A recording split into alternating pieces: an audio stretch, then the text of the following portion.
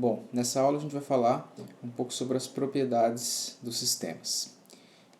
Bem, as propriedades que a gente vai lidar ao longo das próximas aulas, elas têm a ver com essas características aqui dos sistemas, são propriedades que o sistema pode ou não pode ter, e elas são a memória, a causalidade, a invertibilidade, estabilidade, linearidade e invariância no tempo. Tá? Todas essas propriedades elas vão ser investigadas pela relação entre o sinal de entrada, x de t, e o sinal de saída, y de t, que vai ser uma função do x de t, certo? Então, o que o sistema faz, lembrando, é transformar o x de t em um outro sinal y de t. E essa relação que existe entre y de t e x de t é que vai determinar se o sistema tem ou não tem memória, se ele é ou não é causal, se ele é inversível ou não, se ele é estável ou não, se ele é linear ou não, ou se ele é invariante no tempo ou não. Particularmente, nessa aula, a gente vai ver as primeiras 4 propriedades, até a estabilidade, e depois, na próxima aula, a gente vai ver linearidade e invariância no tempo, que sistemas que possuem essas duas propriedades são sistemas especiais, chamados de sistemas lineares invariantes no tempo, aos quais a resposta ao impulso é completamente suficiente para descrevê-los, certo? A gente vai ver isso, o porquê disso nas próximas aulas. Bem, o que é então um sistema, o que é a propriedade de memória, o que é um sistema sem memória, o que é um sistema com memória. Tá? Um sistema sem memória, em um sistema sem memória, o valor atual do y de t depende apenas do valor atual do x de t. Então a gente tem, por exemplo, aqui, né, no meio, a gente tem o nosso sisteminha, está pequeno aqui no slide, eu sei, mas acho que dá para enxergar, né? A gente tem o x de t entrando e o y de t saindo. Aqui a gente tem um sinal de saída y de t e aqui a gente tem um sinal de entrada x de t. Se vocês olharem atentamente, vocês vão ver que eles são ligeiramente diferentes. Tá? Em um sistema sem memória, o valor atual aqui, representado pela seta vermelha, aqui nesse instante de tempo, depende apenas do valor atual da entrada. Então, o valor atual da saída depende apenas do valor atual da entrada, isso para um sistema sem memória. Tá? Exemplos desse tipo de sistema. Um circuito resistivo, no qual a gente teria, por exemplo, como sinal de entrada a tensão, alimentando o circuito, e o sinal de saída a corrente desse circuito. Né? Como V de t é igual a RI de t, o valor atual da corrente depende apenas do valor atual da tensão elétrica, certo? Outro exemplo, né? A força de reação de uma mola. Né? Ela é dada pelo, faltou menos aqui talvez, mas a força é dada pela constante de mola vezes o deslocamento. Né? Então, o valor atual da força depende apenas do valor que você deslocou, comprimiu ou expandiu a sua mola, certo? Já um sistema com memória, o valor atual do y de t pode depender de instantes passados ou futuros do x de t. Então a gente tem aqui, né, o sinal de saída, o instante atual aqui pode depender tanto do instante atual como do passado, dos valores que estão para trás, como dos valores que estão para frente. Note que esse retângulo azul aqui, ele não engloba o sinal inteiro, ou seja, você não precisa depender de todo o tempo para trás ou de todo o tempo para frente. Basta depender um pouquinho para trás, um pouquinho para frente, que o sistema já vai ser dito um sistema com memória. E note que, embora a palavra memória ela remeta, né, a depender de instantes passados, um sistema com memória, na definição formal, pode de fato depender de instantes futuros também, certo? A memória também tem a ver com armazenamento de energia e etc. Tá? Então, exemplos de um sistema aí com memória. A tensão nos terminais de um capacitor, né? No qual a tensão aqui, o sinal de saída, depende da integral da corrente. Né? Então, à medida que a gente vai colocando mais e mais carga no nosso capacitor, a tensão nos terminais vai aumentando. É isso que essa expressão está representando. Mas vocês podem notar que o valor atual da tensão depende da integral da corrente até o tempo t. Então você basicamente está pegando toda a corrente desde o início e acumulando a corrente nessa integral até o instante atual, certo? Por isso o capacitor é um sistema com memória, ele armazena energia elétrica, né? Um outro sistema que tem memória é um sistema muito conhecido da gente, é um sistema massa-mola, que é regido, né? Aquele sisteminha que tem a massa e a mola, né, vibrando.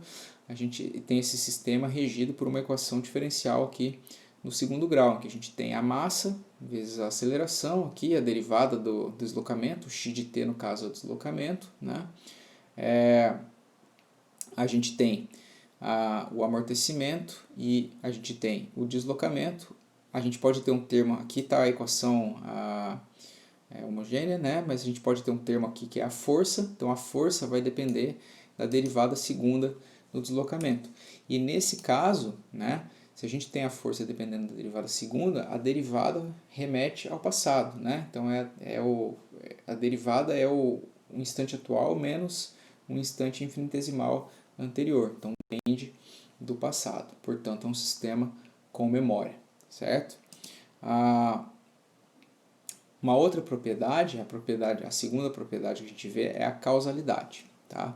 Causalidade é uma propriedade que tem muito a ver com memória, no entanto, ela só diz respeito ao passado, ela não diz respeito ao futuro, certo?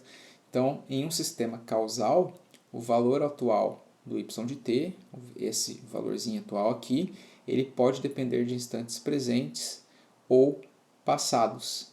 No entanto, não pode depender de instantes futuros, certo? Então a gente tem aqui que esse instante atual pode depender tanto do presente quanto do que está para trás no sinal, certo? Então o valor dessa amostra aqui, desse instante atual, depende dessa amostra atual e de algumas amostras do passado, certo? Eu dou os mesmos exemplos de causalidade, em causalidade, os mesmos exemplos de memória, porque tanto o tensão no capacitor quanto o sistema massa-mola são sistemas causais. Eles dependem apenas do presente e do passado, né? Por exemplo, no capacitor, a gente depende de toda a corrente que foi acumulada desde que você ligou o circuito até um instante atual, certo? Então, a gente tem um acúmulo de corrente que depende lá do instante que você ligou até o instante atual, certo? Portanto, acumulando a corrente até o instante atual desde o passado, certo? Não depende de valores de corrente que estão ao futuro, certo? Nem poderia, não faz muito sentido físico isso, né? E o sistema massa-mola também, como ele depende apenas das derivadas, a derivada é o presente menos o infinitésimo do passado ali, a gente tem um sistema também causal, certo? Qual a importância de sistemas causais para sistemas de processamento sonoro que tentam fazer assim processamento em tempo real? Por exemplo, o filtro de uma mesa de som, você está lá no show, por exemplo, mixando um show, tem um cantor, você quer aplicar um filtro na voz do cantor, e isso tem que acontecer em tempo real, certo? Porque, obviamente, você está ali processando o evento ao vivo, né? Então, qual a importância disso, né? Esse filtro dessa mesa de som, ele precisa ser causal, certo? Por quê? Porque você não pode depender de instantes de tempo que o cantor não cantou ainda, né? Que estão à frente do tempo que você está tentando processar. Então você está tentando chegar nessa amostra aqui de sinal, né? Aqui a gente tem o sinal inteiro, mas a gente está tentando chegar aqui nessa amostra, por exemplo, e a gente não tem ainda o futuro cantado, né? A gente tem só o passado e o presente. Então a gente precisa de um filtro que seja causal, porque ele não possui, em aplicações em tempo real, a gente não possui o futuro para processar, certo? As amostras da frente. Então a gente precisa que esses filtros obedeçam essa condição de causalidade, certo? A resposta ao impulso, por exemplo, numa sala, né, ela é causal, porque a gente só vai ter a construção da resposta ao impulso depois que a gente emitiu o impulso, portanto a gente tem um sistema aí causal, certo? A gente vai ver um pouco mais sobre isso relativo à resposta ao impulso nas aulas à frente, tá? Então a gente vai voltar um pouco nesse tema depois. Então esses filtros aí com processamento em tempo real, eles precisam ser causais exatamente porque eu não tenho a informação aqui do futuro, só tenho a informação do presente e do passado. Então, quando a gente faz o design de um filtro, o projeto de um filtro, a gente tem que fazer o filtro obedecer essa condição de causalidade, certo? Bem, um sistema inversível, ou a propriedade de invertibilidade, o sistema inversível ele é dito inversível quando a gente tiver entradas distintas levando a saídas distintas. E uma consequência prática disso é que se a gente concatenar o sistema e o sistema inverso desse sistema 1 aqui, se o S2 for o sistema inverso do sistema 1, a gente vai ter na saída do S1 um sinal qualquer, né, que é o sinal transformado pelo sistema S1, e se a gente plugar esse sinal transformado no S2, a gente vai ter a recuperação do sinal original, perfeitamente, certo?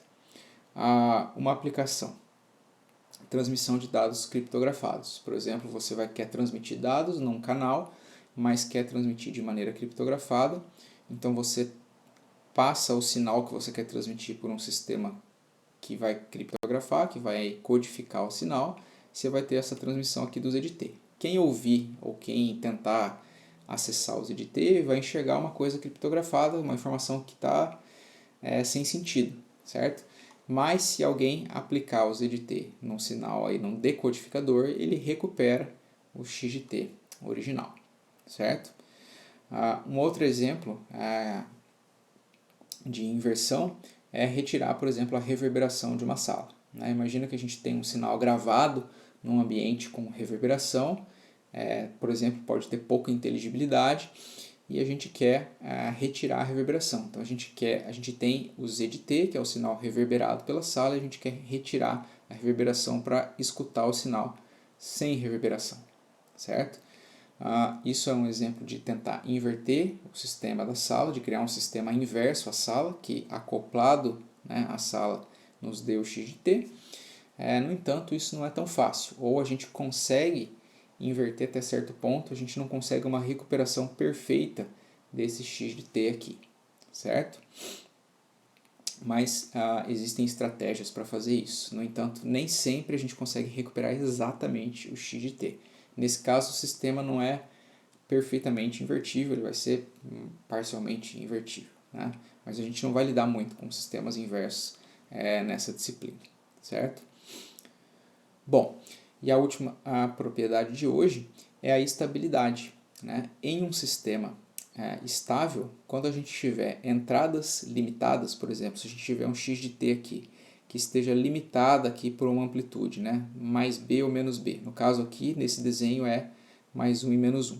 Então a gente tem aqui que o módulo de x de t é limitado a b, ou seja, ele vai estar entre menos b, né, e mais b, certo? Então ele vai estar limitado. Então se a gente tiver uma entrada limitada, o sistema estável ele também vai ter uma saída limitada, mesmo que a diferença seja maior. Então aqui vocês estão vendo, né, a entrada limitada a mais 1 e menos 1, né?